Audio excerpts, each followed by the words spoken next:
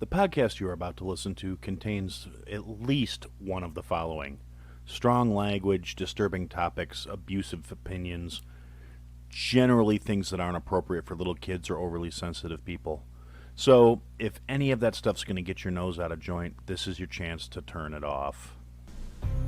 Welcome to I Had to Say It, the podcast where I talk about things that I feel need talking about, and sometimes they're not getting the attention they deserve. And your feelings, they're not under consideration. So 2022 is really not doing anything to redeem itself at this point. Just in a kind of a brief overview of the chicanery and tomfoolery that has happened this past week. Let's start with something that seems to be kind of a global issue. The simple fact of the matter is politicians in true form are, sitting here trying to redefine things, trying to set terms for what the truth is, like truth is a subjective matter. They don't understand that it's not. And it's coming up in a lot of different ways. Like, for example, here in the United States, the White House just issued a statement basically saying, yeah, we're changing the definition of what qualifies as a recession.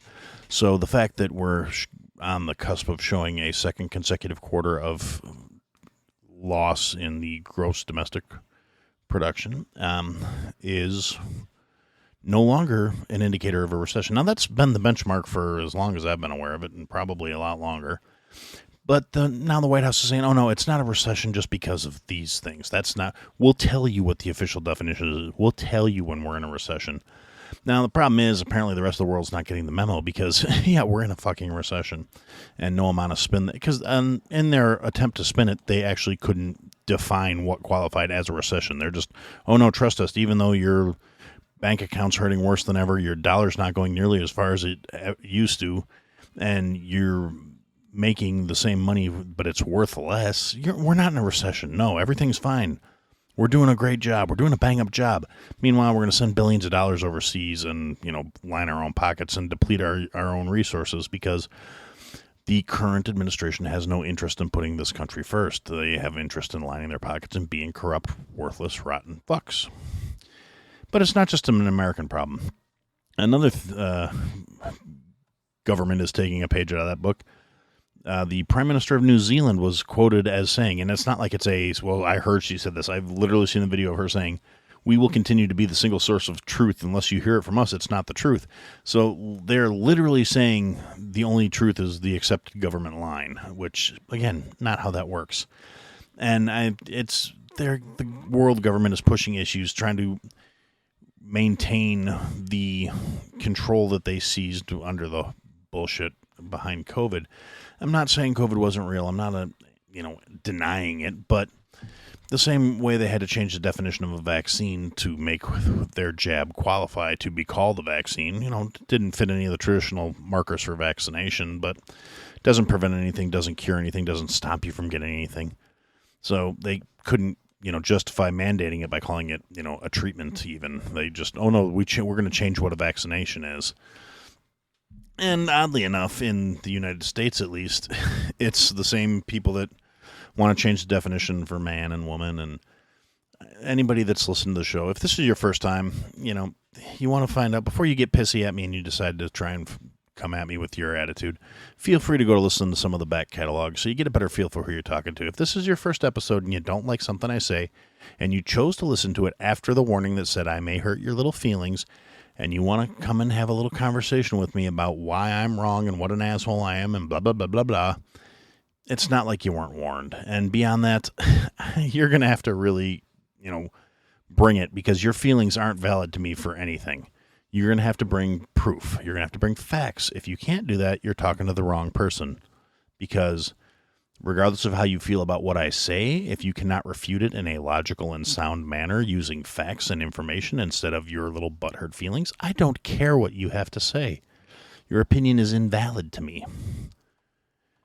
But I digress. Back to talking about the next big health crisis, where they're saying now it's monkeypox and it's potentially a global crisis. The World Health Organization, who thankfully the president actually listened to the massive pushback from the general population saying, we'll be damned if you're going to sign off on letting the WHO come into this country and as unelected officials who are not members of this country come in and tell us how things are going to be in the event that they decide there's a crisis.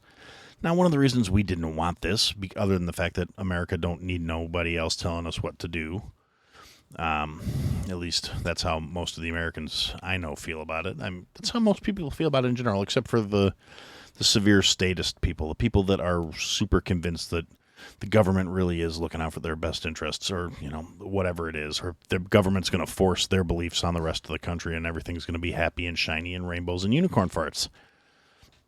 I don't see that happening, obviously, but there's people out there who, for whatever reason, think that way. They think that they're so sure of the validity of their beliefs and their feelings. These are not logical based beliefs. These are things based on feelings. And they feel that everyone else should abide by how they feel the world should be. And the government should force people to do what they want.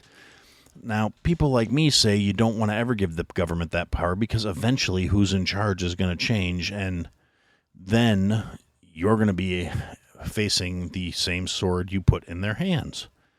That's why the federal government was never supposed to become the bloated behemoth it is. But it's not only happening on a United States level. This is the global agenda. We've got prime ministers and secretaries and presidents all resigning and folding and quitting. And a lot of the people that are, not to go into tinfoil hat territory too heavily, but a lot of the people that are replacing them are like and they're all being replaced with people that are members of the World Economic Forum, which is a global economic lobbying organization. It's supposed to be non-governmental, but now all these members are getting placed to replace government positions. It's giving a lot more credibility to the guys that are saying it's this one world government trying to be formed and it's going to be this huge fascist regime. And a lot of people that are opponents of this globally, not just here in the States, but a lot of people on the conspiracy grid all over the planet are saying the only thing that's keeping these guys at bay right now is the United States and the fact that there are a bunch of well-armed citizens that aren't going to take this shit. And which kind of leads into my next movement here. The U.S., they're still trying to disarm the United States population. They're not even really good at covering up that that's what they're trying to do. They're not even trying to justify it anymore. They're just like, yeah, we're trying to take your guns because we don't think you should have them. And the push is being led by the same people that 2 years ago were screaming defund the police and all this other shit. And now they're telling you, oh, well, put your health and your life and your safety in the hands of the police that we want to defund.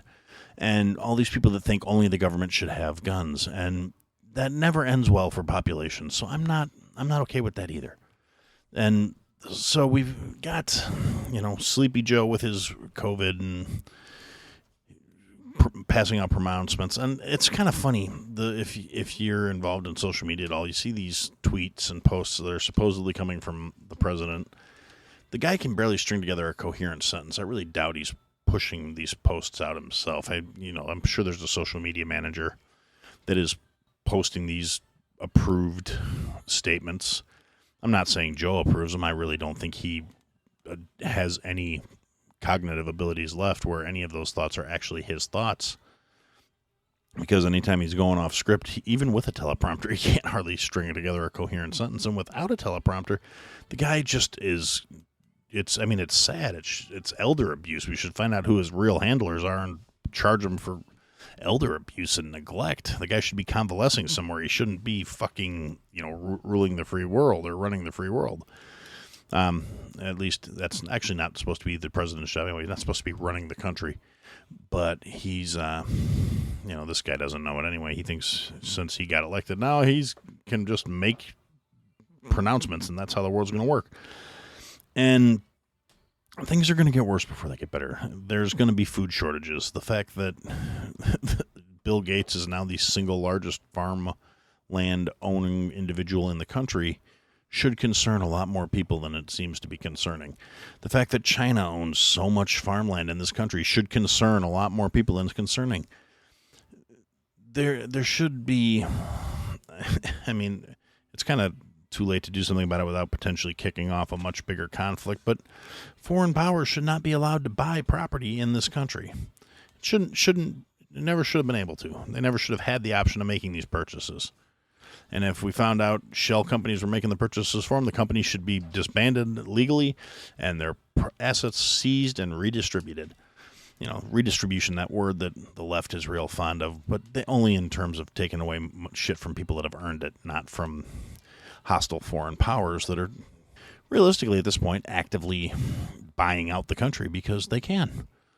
And it's being allowed to happen. Corruptions, kickbacks, 10% for the big guy, all that good stuff. And regardless of where you stand on the political spectrum, if you think this is not a problem, you're really kind of fucking dumb.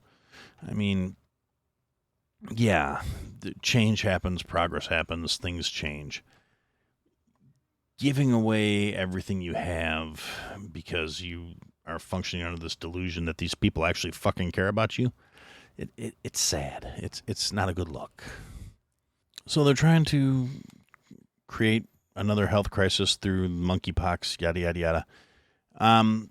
It's primarily transmitted through skin-to-skin contact, through the pus and leaking nasty grossness. If you see somebody that has any symptoms like this, look up a picture. It's disgusting. Don't let them touch you. Don't touch things they touched. It doesn't mean we need more lockdowns and more mandates and other horse shit. So let's not let that narrative happen again, okay?